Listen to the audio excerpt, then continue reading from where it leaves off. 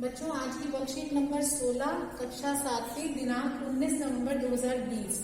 हमारा टॉपिक है त्रिभुज की रचना यानी कंस्ट्रक्शन ऑफ ट्रायंगल्स। तो सबसे पहले जैसे कि नाम है त्रिभुज, तो हमें इसमें ये पता होना चाहिए कि त्रिभुज क्या है। आपने पहले छठी कक्षा में वैसे पढ़ रखा है, फिर भी हम एक बार रिवाइज कर लेते हैं। तो त्रिभुज क्या है? एक बंद आकृति है जिसकी 3 भुजाएं होती हैं और 3 कोण होते हैं। ये एक बंद आकृति है, इसकी 1 2 3 भुजाएं हैं और ये अंदर की तरफ कोण 1 कोण 2 और ये कोण 3 है। तो ये होता है कि हमारा त्रिभुज यानी कि ट्रायंगल है क्या। नेक्स्ट है कि उस त्रिभुज के अंदर ये जो 3 मेरे कोण बने हैं, कोण 1 2 3, यहाँ पर नाम है ABC, अंतः कोण कहलाते हैं। और इनकी प्रॉपर्टी ये होती है कि अंतः कोणों का योग बराबर 180 डिग्री, यानी कि sum of interior angles of a triangle is equal to 180 degree. ठीक है। थर्ड आपकी प्रॉपर्टी है कि ये जो त्रिभुज है, जैसे मैंने इसका नाम दे दिया LMN, इसमें ये ध्यान रखने की ये बात होती है कि जो आप इंग्लिश के अल्फाबेट्स लेते हैं उसे कैपिटल में दिखाया जाता है और कंटिन्यूटी में 3 अक्षर लिए जाते हैं, 3 अल्फाबेट्स लिए जाते हैं, PQR ABC STU MNP MNO XYZ, आप कुछ भी ले सकते हैं। ठीक है। तो तीसरी प्रॉपर्टी है इसकी जो भुजाएं हैं, अगर मैं कोई भी 2 भुजाएं ले लेती हूँ तो उनको अगर मैं जोड़ूं तो वो हमेशा तीसरी भुजा से बड़ी होती है। जैसे कि मैंने यहाँ पर लिया सबसे पहले भुजा LM प्लस MN, ये 2 भुजाएं मैंने ली। तो LM प्लस MN का जो जोड़ है वो हमेशा बड़ा होगा तीसरी भुजा यानी कि LN से। ये हो गया। दूसरी तरीके से MN भुजा और LN भुजा, अगर मैं ये वाली दोनों भुजाएं लेती हूँ तो इनका योग भी तीसरी भुजा ये जो LM है उससे क्या होगा? बड़ा होगा। और तीसरा है अगर मैंने जोड़ा लिया LM और LN, तो इन दोनों भुजाओं का जोड़ जो है वो तीसरी भुजा यानी कि MN से हमेशा क्या होगा? बड़ा। तो ये कुछ प्रॉपर्टीज है त्रिभुज की जो आपने पहले भी पढ़ रखी है और आज हमने आपको रिवाइज करा दी है। नेक्स्ट है त्रिभुज की रचना, ये आज का आपका टॉपिक है। तो कोई भी अगर हमें त्रिभुज बनाना है उसके लिए हमें क्या चीजों की जरूरत है? आपने देखा त्रिभुज की 3 भुजाएं हैं, तो यदि मुझे त्रिभुज की तीनों भुजाएं पता है तो मैं अपना त्रिभुज की रचना कर सकती हूँ। उसमें 2 भुजाएं और अगर बीच का एक कोण पता है मुझे तो भी मैं अपना त्रिभुज बना सकती हूँ। यदि मुझे 2 कोण दिए गए हैं और उनके बीच वाली भुजा यानी इन दोनों के जैसे कि बीच की भुजा दी गई है तो भी मैं अपने त्रिभुज की रचना कर सकती हूँ। और अगर मेरे पास ये जो चौथा केस है राइट एंगल हाइपोटेन्यूज साइड, यानी कि अगर मेरे पास कोई समकोण दिया हुआ है तो समकोण त्रिभुज के जो कर्ण और भुजा दिए तो भी मैं अपने त्रिभुज की रचना कर सकती हूँ। अब इसमें देखो इंग्लिश में बेटा इसको बोलते हैं SSS SAS ASA RHS। यहाँ पर S, ये देखिए S मीन्स साइड यानी कि भुजा, A मीन्स एंगल यानी कि कोण, R मीन्स राइट एंगल यानी कि समकोण और H means hypotenuse that means कर्ण। तो ये हमने यूज किया हुआ है। अब इसके आधार पर हम अपने क्वेश्चन करेंगे। तो पहला क्वेश्चन है बेटा आपकी वर्कशीट में, हमें एक समबाहु त्रिभुज की रचना करनी है जिसकी भुजा दी हुई है 5.5 सेंटीमीटर। कोई भी त्रिभुज बनाने से पहले हमें सबसे पहला स्टेप है कि हमें उसकी रफ आकृति बनानी होती है। तो ये मैंने इसकी रफ आकृति बनाई है, मैंने ये त्रिभुज बनाया, उसे मैंने नाम दिया DEF।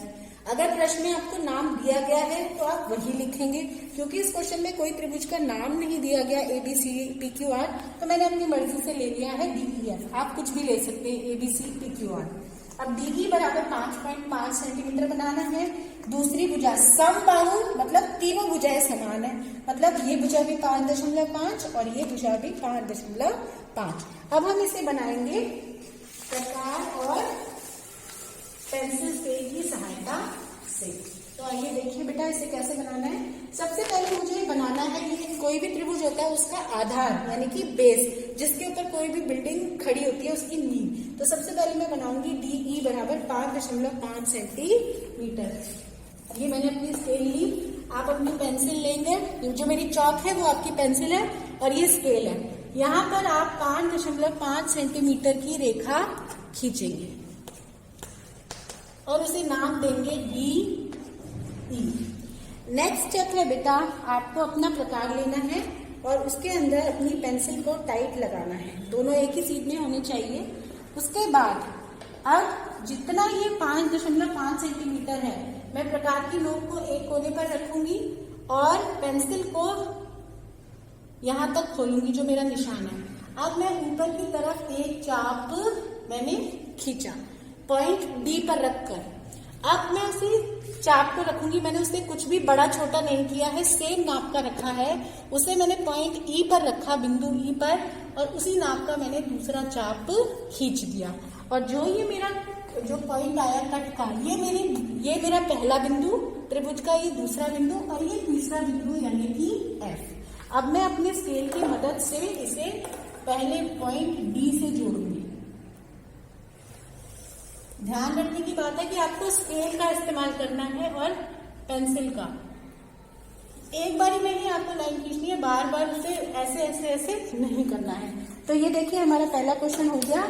हमारा त्रिभुज डी ई एफ है, जहां पर ये भी 5.5 सेंटीमीटर है और ई एफ भी 5.5 सेंटीमीटर। हमारा त्रिभुज का रेखांश है एबीसी, जहां पर डी ई बराबर ई एफ बराबर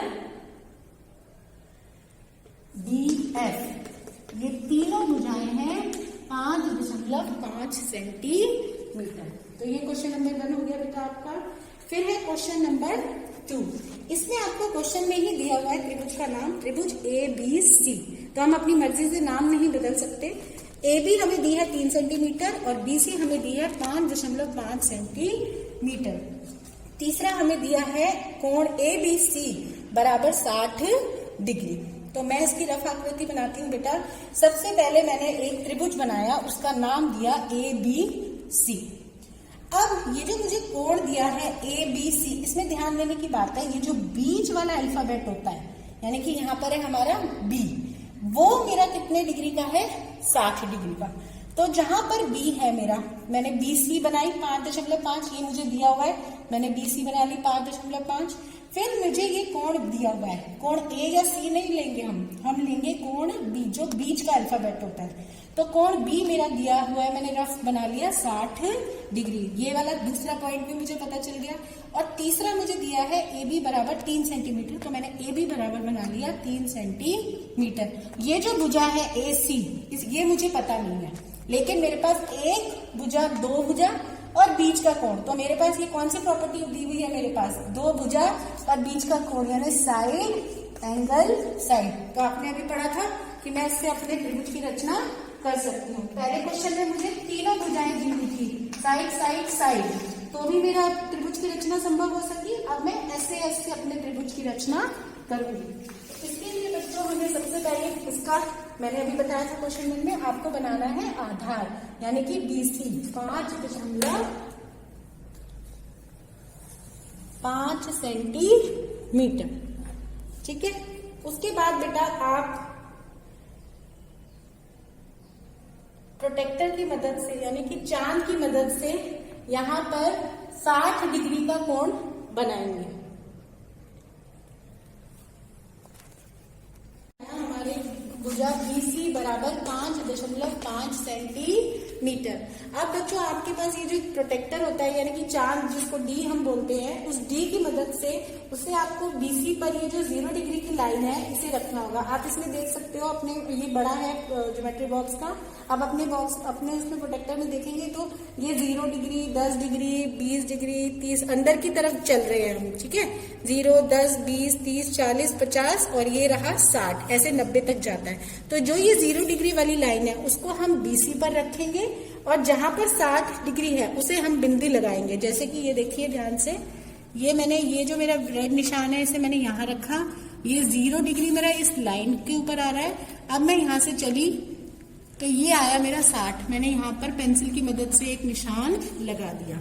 और अब मैं स्केल का यूज करते हुए इस बी बिंदु को इस पॉइंट से पेंसिल की मदद से और स्केल की मदद से जोड़ दूंगी। तो ये मेरा आगे यहाँ पर मेरा कोण बन गया 60 डिग्री का। अब तीसरी चीज रह गई AB बराबर 3 सेंटीमीटर। तो मैं अपनी स्केल पर 3 सेंटीमीटर का नाप खोलूंगी और बिंदु A पर रखकर इस वाली कोण को मैं, लाइन को मैं काट दूंगी। तो ये यहाँ से यहाँ तक की दूरी जो 3 सेंटीमीटर मैंने रफ में बनाई थी वो बिंदु है मेरा ए। तो मैं उसको ले जाकर यहाँ पर नाम दे दूंगी ए, और ए बी का नाप हो गया मेरा 3 सेंटीमीटर। अब स्केल की मदद से मैं इस बिंदु ए को सी पर जोड़ दूंगी। इस प्रकार मेरी त्रिभुज एबीसी की रचना पूरी हो गई। अब आपको बेटा वर्कशीट में ये दिया हुआ है, इसके ऊपर एक त्रिभुज दिया हुआ है चरण। अगर आप ये देखेंगे क्वेश्चन नंबर 2 में कि आपको एक त्रिभुज PQR की रचना करनी है जिसमें PQ बराबर 3 सेंटीमीटर, QR 5.5 और कोण PQR बराबर 60 डिग्री। तो जैसे मैंने ये 2 क्वेश्चन बनाए हैं इसी तरीके से आप इस क्वेश्चन को भी करके देखेंगे। और फिर ये जो हमने त्रिभुज ABC बनाया उसे आप PQR पर रख कर देखेंगे और फिर आपको सोचना है और बताना है कि क्या वो दोनों एक दूसरे के ऊपर आ रहे हैं, क्या ऊपर ABC रखने की वजह से हमें नीचे वाला त्रिभुज नहीं दिख रहा, या दोनों अलग अलग दिख रहे हैं। ये आपको नतीजा निकालना है, निष्कर्ष निकालना है और हमें बताना है। तो इस तरीके से आपको बच्चों ये वर्कशीट करनी है मैथ्स की। 2 क्वेश्चंस हैं जो आपको करने हैं और इसे ध्यान से समझिए और करिए। और बेटा कोविड-19 के समय चल रहा है, इसलिए मेरी सबसे आग्रह है कोई बच्चा घर से बिना जरूरत के बाहर ना निकले और हमेशा अपना मास्क पहन के रहे। अपने लिए सावधानी रखना जरूरी है। So stay safe, stay home. Thank you.